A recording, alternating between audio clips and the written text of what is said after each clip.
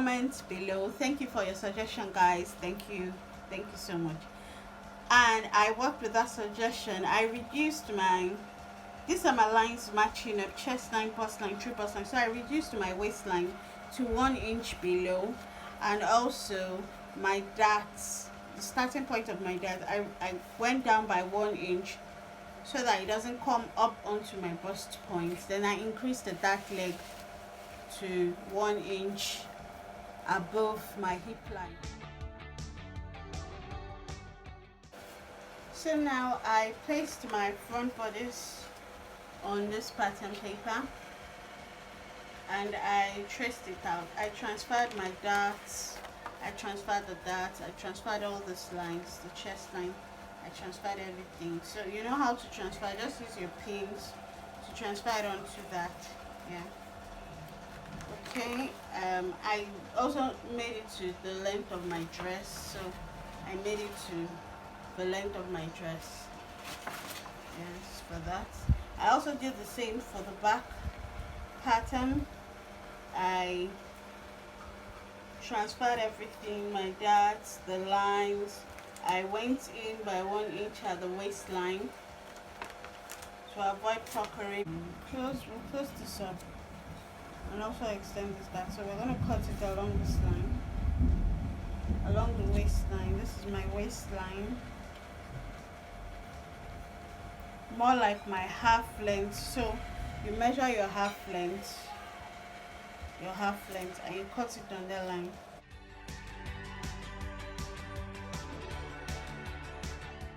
First things first, we close up the shoulder dart and we transfer the dart here to this dart here.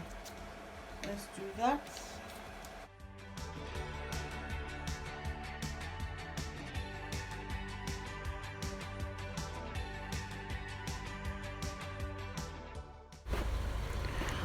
While closing up the shoulder dart, we'll find out that the shoulder isn't equal anymore, so we have to place paper under that part and make it equal.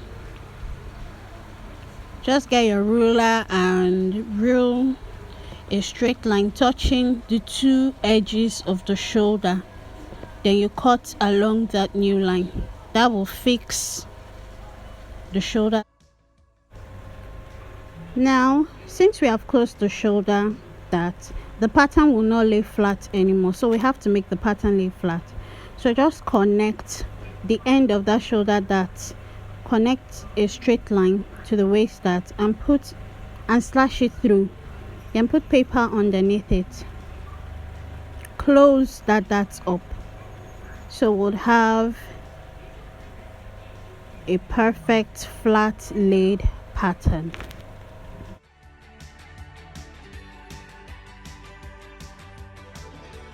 So we're through with the front.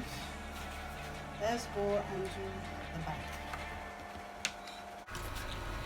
Remember that my front bodice came down by 1 inch, so I'll come down at my back by 1 inch as well. Better still, you can just measure your half length both on that front, then you come down by 1 inch for the back as well.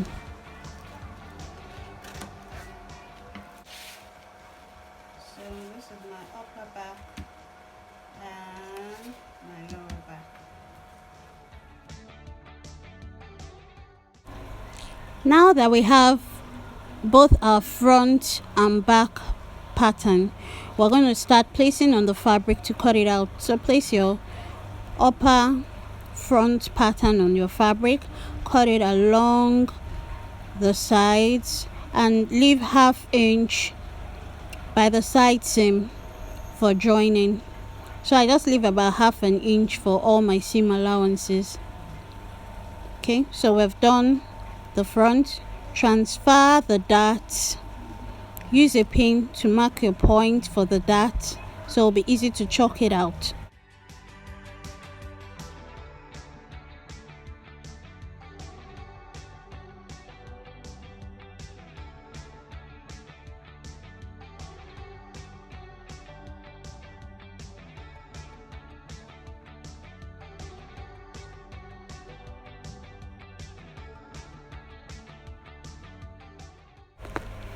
Now do the same for the front bottom. Place it on your fabric and cut it out. Remember to leave half-inch seam allowance, or whatever case of seam allowance you'd want to. If you work with 1 inch, fine, but I use half an inch seam allowance. So who draws this, please? What? Okay, so moving on. Cut it along the sides to the very bottom. I just like to leave some little extra for, you never can tell. Aces can just decide to grow taller.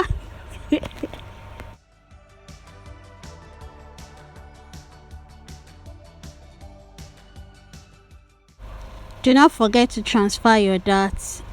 Remember, I used my pin to mark the dart point, so I'm using my ruler and my chalk to transfer the darts.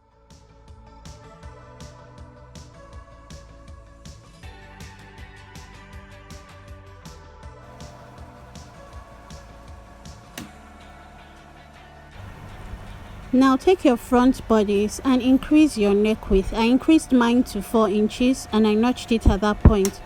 Open your neck bodice wide. After you've opened it wide, I want my own shoulder slope to fall on the right hand side. So on my right hand side, I'll go down to 4 inches. From that 4 inches, I'm going to rule a curved line from the 4 inches right up to my neck width that I notched at the shoulder. So I'll use my curved ruler to do that, to rule a curve. And now I'll cut along the new line I just made. That will be the slope for my shoulder.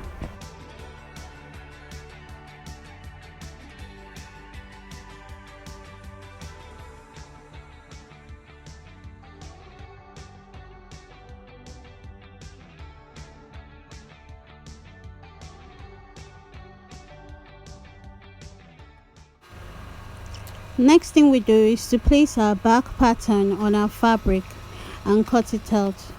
Remember, we are using lining in this project, so I'm just showing you how I cut on the main fabric. You also duplicate this on your lining for all the pieces we have cut so far.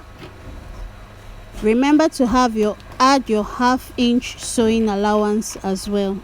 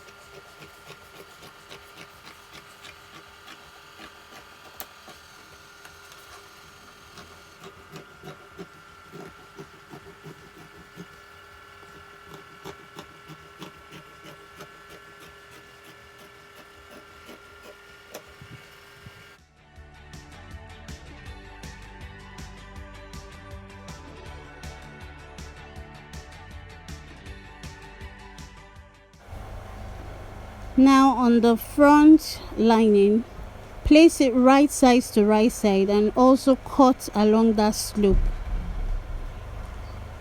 Take your 2 sleeves and place it how it should be normally. Put the right sleeve to the right hand side of the bodice and the left sleeve to the left hand side of the body. Now match it up along the armhole and cut, shape it out.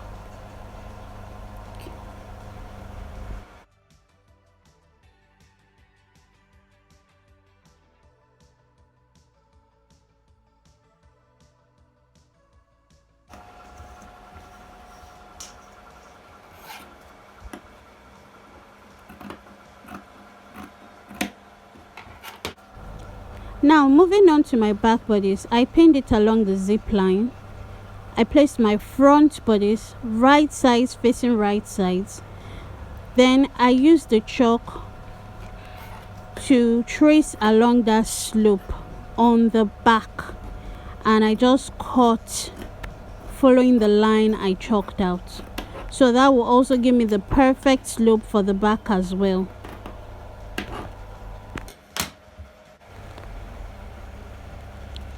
Next thing to do is take your lining for the back, the lining you cut earlier for the back, and place it right sides facing right sides on each part of the back bodice. So right sides will face right sides for both sides of the back bodice.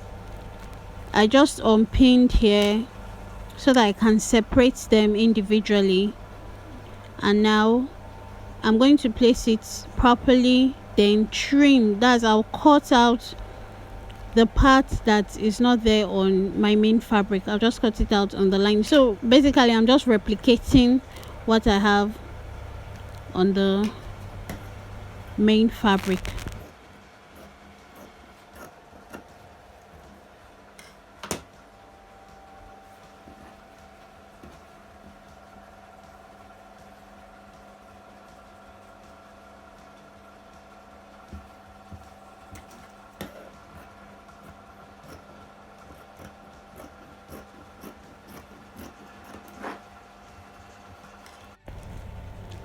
Next thing is to take our white fabric, the one that is going to form the cape for the neck.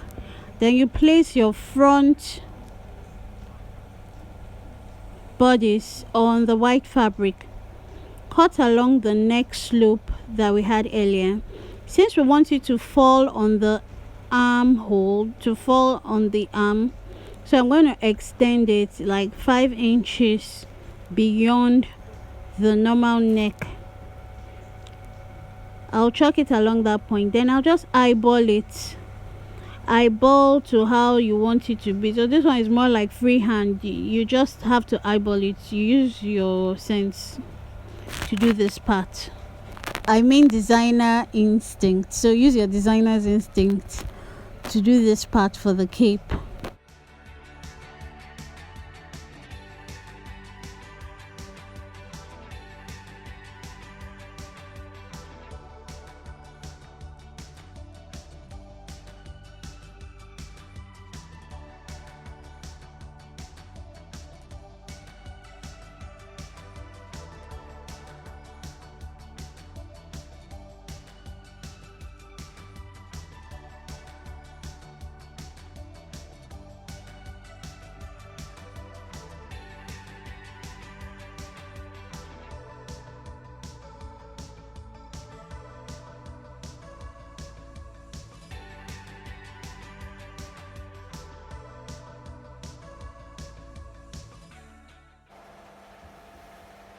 So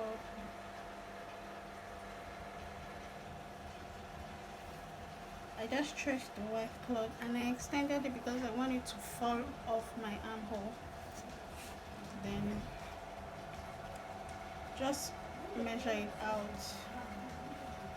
This was what I did.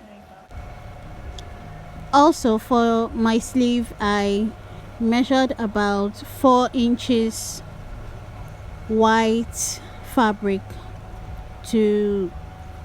for the band of the sleeve, just to give it that design at the sleeve.